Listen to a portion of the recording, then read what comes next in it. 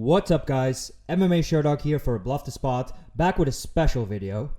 Today I'm going to take a look at the biggest hands of one of the most legendary online poker players ever, OtB Red Baron. He's arguably the best no-limit hold'em player ever, and he was the undisputed best for many years. I've been playing with him for about 5 years, so I know his game very well.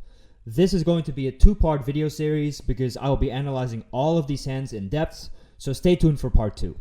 Before we take a look at the action, I would like to remind you to join our free webinar, in which I'll be giving you my top 5 tips on how to make more money playing poker in 2020. It's packed with tons of valuable information, but only available for a limited amount of time, so make sure not to miss out on any of it. I'll put a link for you guys in the description below. Also, please hit the like button and subscribe to our channel. We're uploading content to our channel weekly. Now, let's get into the action.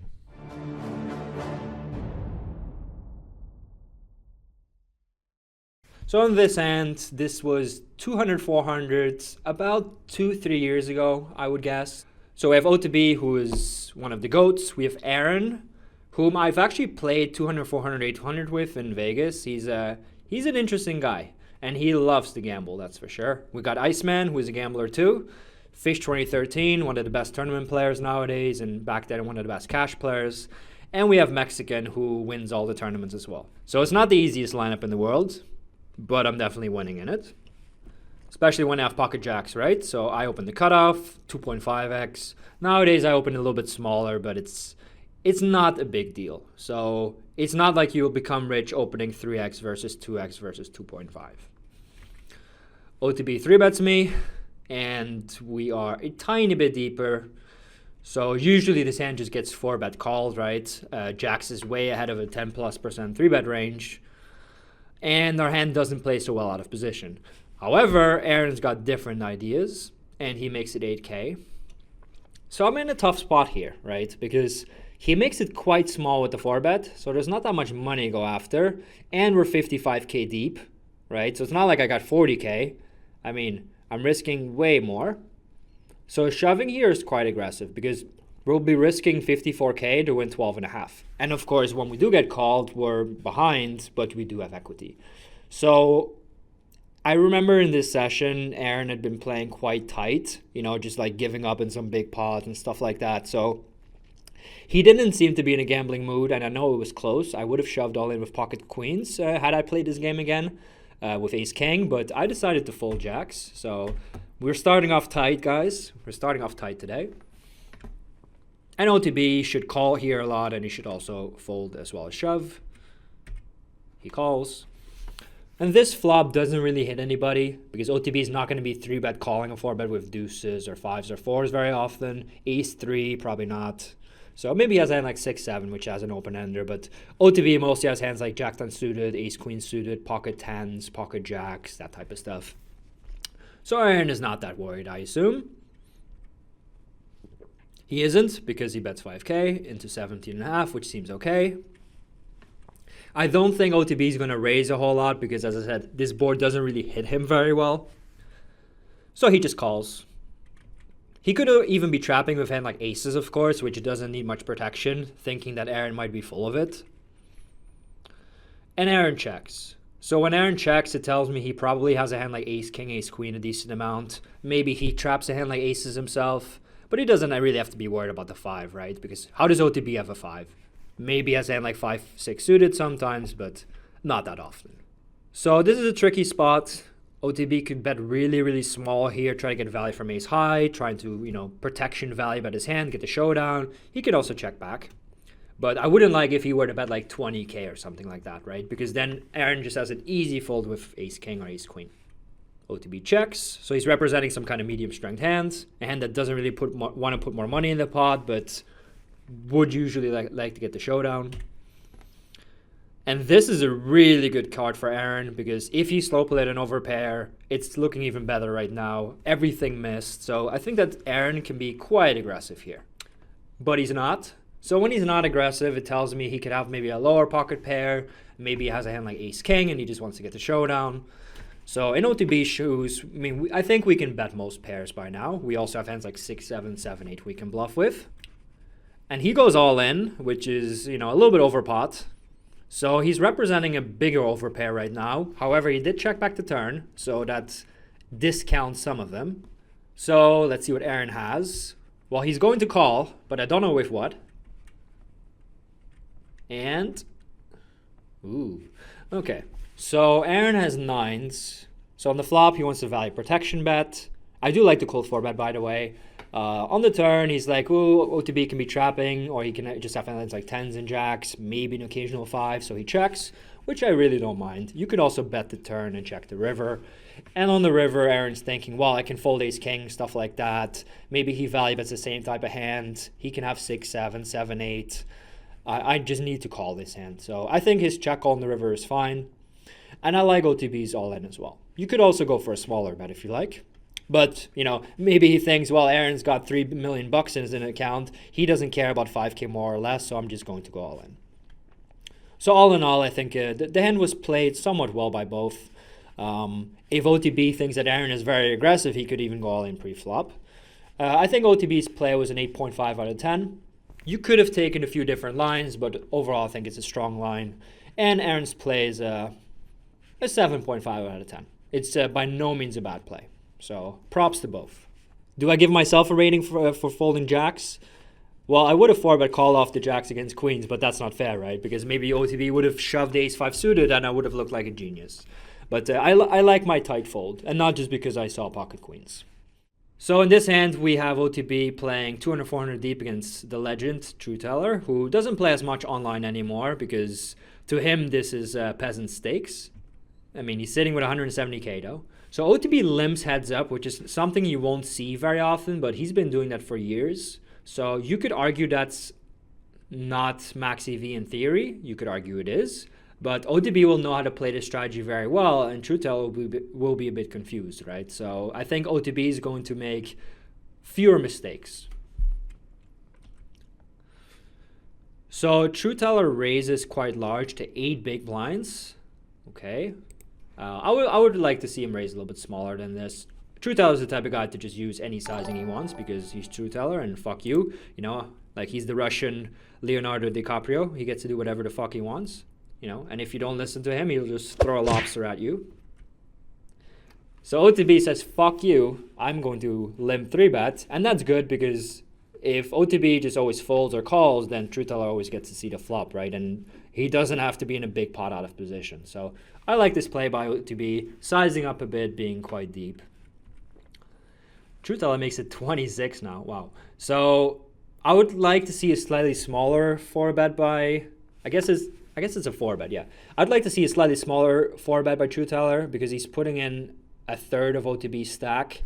And if OTB is somewhat polarized, he doesn't need to give OTB, he can give OTB somewhat decent odds. So I would like to see a slightly smaller 4-bet, but this 4-bet should be happening sometimes. OTB goes all in for near 200 big blinds, so he's representing a hand like ace-king, queens plus. Would be sick if he has a hand like ace-5 suited, but who knows. And True Teller is likely calling it off with around queens plus and ace-king as well. But I don't know, I didn't rail this match, so I don't know how aggressive the dynamic was, but somewhere around those ranges. Okay, so both guys can have kings. Ooh.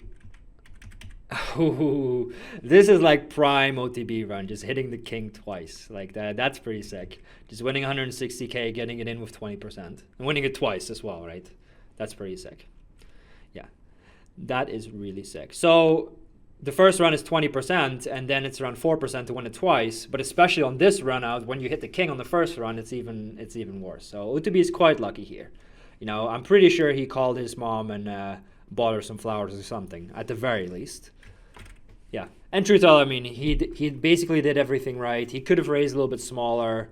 He could have 4-bet a little bit smaller, but okay. So it's hard to say how good this is. I'll give him a 7.5 out of 10 for both.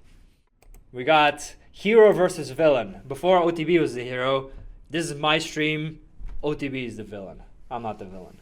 So I limp with the pocket jacks here. This was a few years ago because nowadays I don't limp here anymore and then on NT games. You can have a limping range as well. That's a really good play, but I choose to raise only. So I limp with jacks because I know OTB is going to isolate me pretty wide and I want to have some limp 3-bets in there. And jacks is obviously way ahead of his range. I mean, he's still got 100% of his hands right now.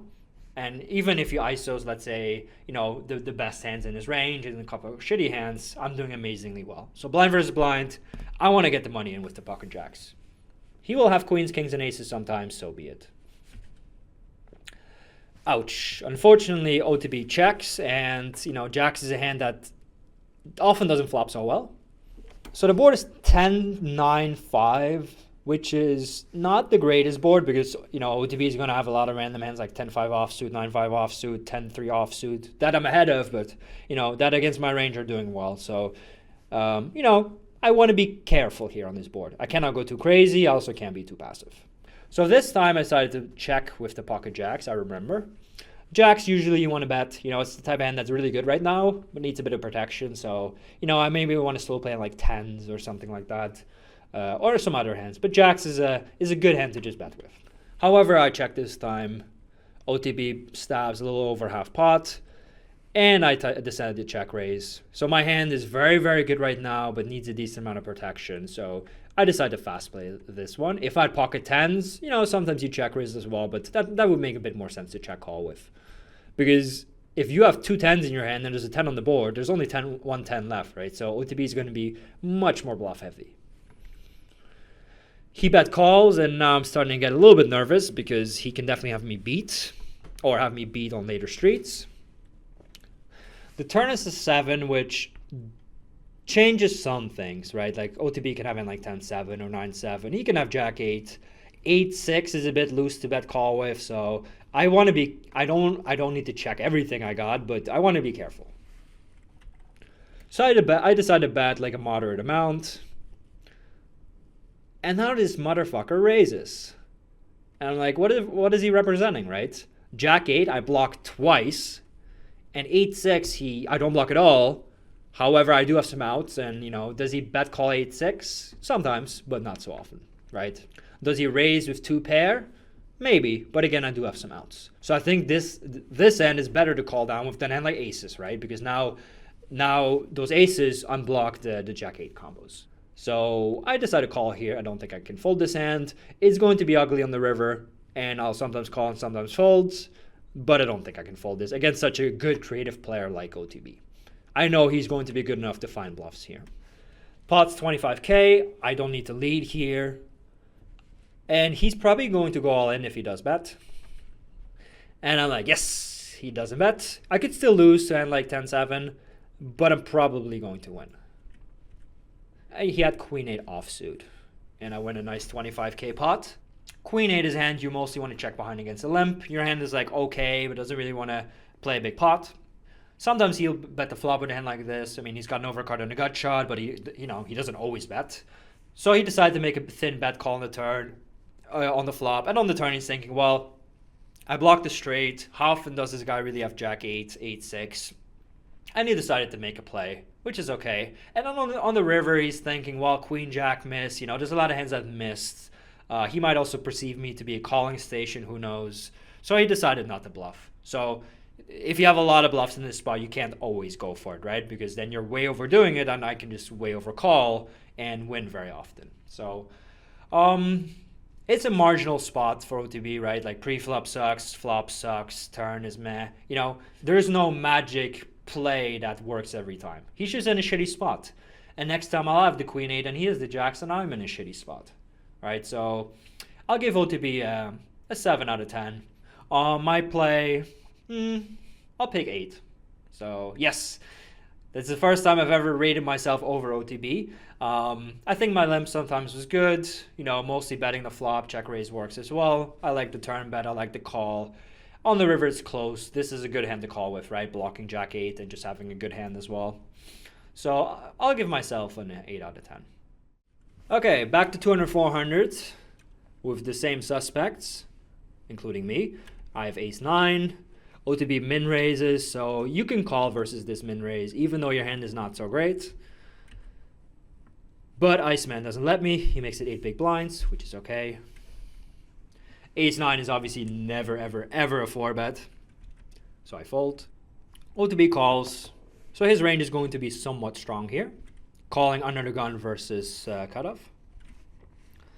Iceman is a pretty loose reg who likes to mess around a little bit sometimes. But at 200, 400, you know, maybe he'll be a little bit more careful. He goes for a third pot c-bet, which is you know, quite a small c-bet here. And OTB check raises. So OTB is going to be check raising quite a bit against his small sizing. So he's representing a set or an overpair, a good draw, maybe some backdoors, like for instance, Jack 10 of hearts he could be representing, or maybe a hand like Ace Jack of hearts. Iceman calls. And on the deuce, this deuce changes the dynamic of the board somewhat. The flush is very much relevant, right? Because both guys can easily have a flush now, but ace 4 is not that big. Ace 4 probably gets folded by OTB pre-flop. Iceman might have ace 4 sometimes, but it's not that relevant. And obviously there's no two pairs you know, that complete with the deuce. Not even in Iceman's shoes. Although I did see him once bluff of like 25k at 5k with the deuce 3 suited. But I don't think he's got that hand right now. Too many Snickers to risk. OTB is saying he wants to get thin value with, you know, some medium strength hands. If he has a flush, you know, he just wants Iceman to keep calling. So I like the sizing. I think it's pretty smart. Spoiler, OTB makes smart plays. Iceman calls. So Iceman probably has a lot of overpairs plus club. Maybe something like a 9-8 suited hand or an 8-7 suited hand.